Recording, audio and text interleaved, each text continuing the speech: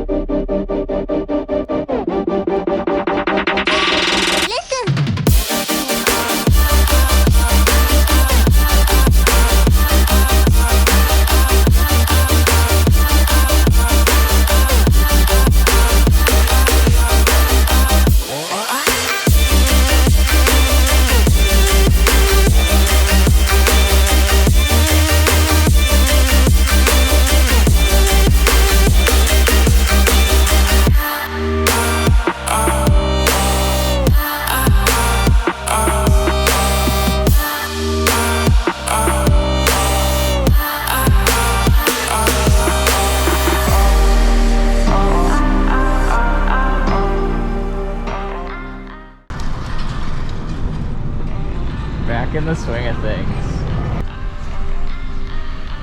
We're rolling with two harvesters. We got my brother Jason giving her smoke over there, and we got Russell giving her heck over here.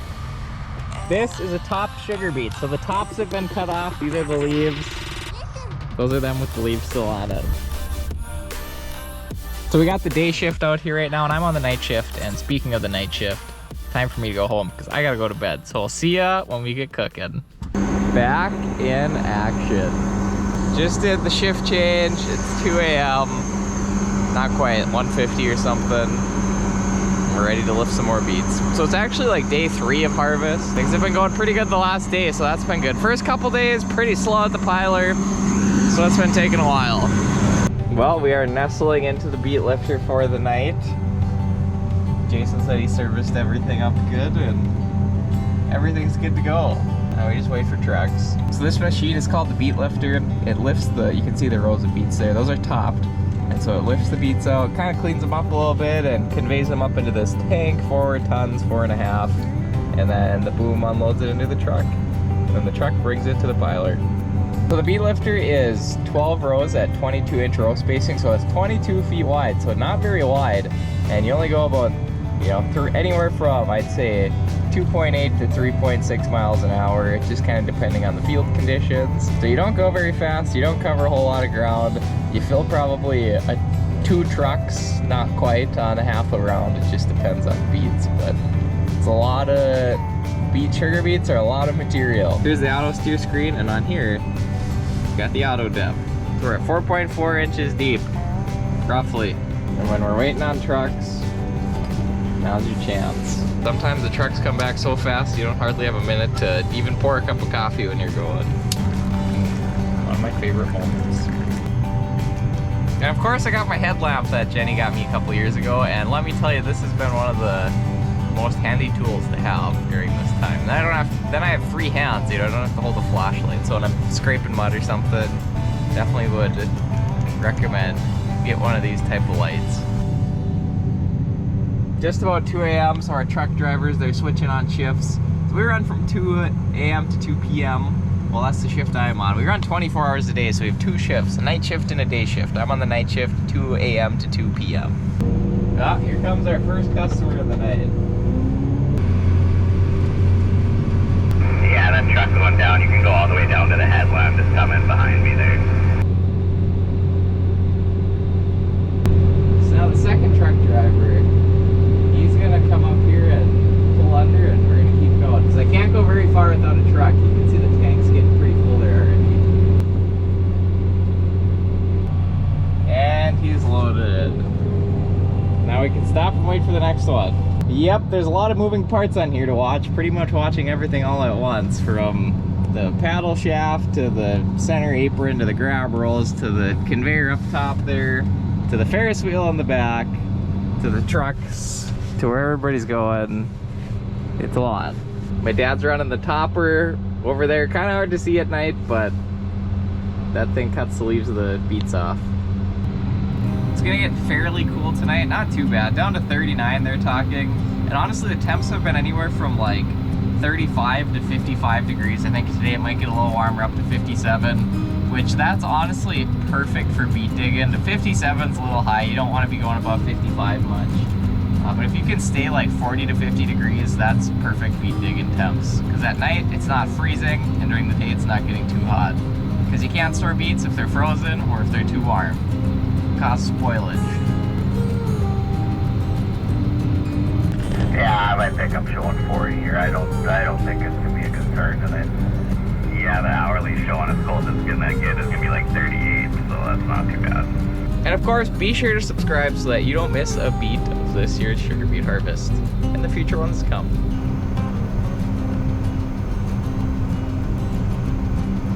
Well, waiting for a truck with an empty tank, you know what that means.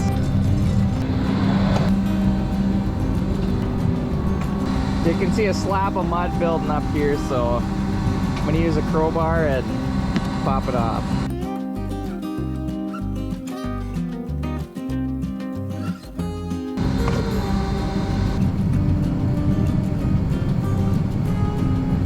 Well, we're empty, waiting for a truck, got the mud cleaned out, so might as well fill up the tank a little bit.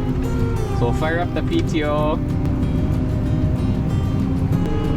throttle up. Now we fill her up, and since I have an empty boom, you can actually load the boom with beets. You gotta make sure you stop it before you hit the end. I probably went a little too far there. Usually it's nice to have a little room in there for when the truck pulls under. We're hanging in there. 5 o'clock hour usually seems like it's the toughest for me. Holy smokes, it's morning already. It was kind of a long night. Trucks were coming back pretty slow, so we didn't get a ton done. It was, I mean, all right, but not great. These are called the lifter wheels, and basically what these do is they pinch together and they kind of pull the beets up. This is from behind here. You can see kind of how they pinch together, and they pull the beets, and the paddle shaft, that thing spins around and slaps them into here, and these grab rolls bring them up to this conveyor and over to those grab rolls, around the Ferris wheel, over in the truck. I think I could go a touch deeper here. It doesn't seem like it's quite going all the way. Yeah, there's kind of a side of a beet slice, that's a sign. The beets are really sticking tall out of the ground here, and this thing has auto depth, and how that works is these are sonar sensors. And so if you have sugar beets sticking out taller out of the ground, it'll actually lift the lifter up. So I think I'm gonna lower it down a little bit. We're at minus 4.4, we're gonna go to minus 4.5. See what that looks like. Everybody gets a burst of second life when the sun comes up.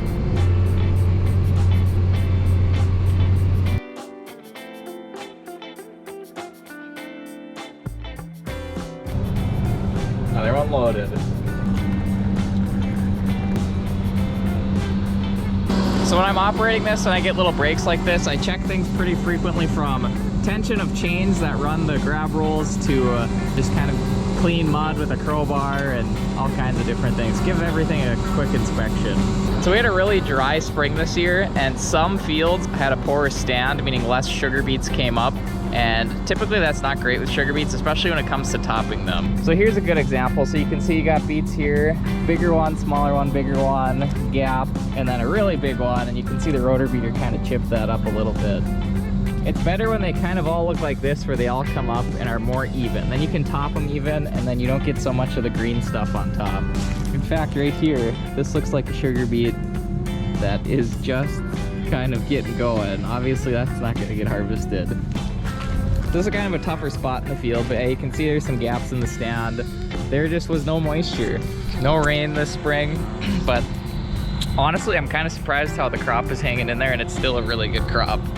And I do like the depth on this more. It doesn't seem like they're really slicing any, and it seems like it's trenching them out.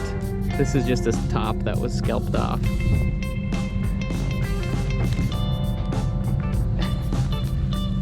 So we'll climb up in the tank and take a look at a sugar beet. So here we've got a top sugar beet, and the two main things about yield with sugar beets, of course, tons per acre, most importantly, sugar percentage. We'll try to crack them open here. Get that nice white sugary beet. And they taste sweet. Just like an ice cream cone. It tastes like a carrot that is just really sweet. So here's the top sugar beets, and here's some with the top still on them. You can see out here some of these later plants. This is not ideal. This is a pretty tough spot in this field. And these big ones aren't necessarily better. They actually probably have a lot less sugar percentage in them. And I'd rather have a bunch of little ones that have a high sugar percentage that make it through the harvester than a bunch of big ones that are just water, because you don't get paid for the water. Speaking of water, these are all non-irrigated sugar beets. There you go. My wedding ring is the same color as our soil. And how I like my coffee. Speaking of marriage, Jenny has been such a blessing this year. She has been, I've just been amazed. She's been such a good sport, super helpful, just helping me keep going every day. So thank you, Jenny, for everything you're doing. It really means a lot to me. Waiting on a truck. Waiting on a truck. And you wait all day to eat. So the company we grow sugar beets for is American Crystal Sugar Company. It's actually a pretty big year. It is 50 years as a cooperative, meaning the farmers own the company and they're celebrating their 50th year of that. And that's an accomplishment. Best beet sugar company in the world, if you ask me. So if you're a sugar buyer, you gotta check us out. So here's the latest lunch for today. We have some, as Jenny would say, cowboy casserole, she called it. Casserole is a foreign thing to me. I'm familiar with hot dish. And I've got to say, this was a day maker right here.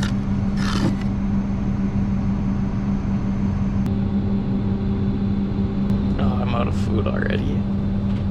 Could go for a snack. So sugar beet harvest typically lasts like 2 to 3 weeks. You know, and it depends on how many, sugar beets you grow, but probably 2 to 3 weeks about. So it's a long 2 to 3 weeks. It's full days. I mean, I usually am out here to the field at 1:30 a.m. and then I usually go home hopefully by like 4 to 5 o'clock, somewhere in there. So a couple weeks of that starts to wear on a person. But it just takes so much time to harvest sugar beets. There's just so much tonnage, and it's just a lot of material. So it takes a bit of time. But it's actually quite fast. It's really a lot going on, a lot moving, and so as long as we can keep the trucks moving, we get a lot done. So I switched with my brother Jason. Me and him run the harvester. I run it on the nights, he runs it on the days. And usually after shift change, you gotta stick around a little bit, kind of make sure everything gets going. I always like going home and then coming back out for like 1:30 and seeing how far they got. If things keep going like this tonight, they're gonna get a lot done. I got some fun things planned for this beet harvest, so make sure you subscribe so you don't miss a beet.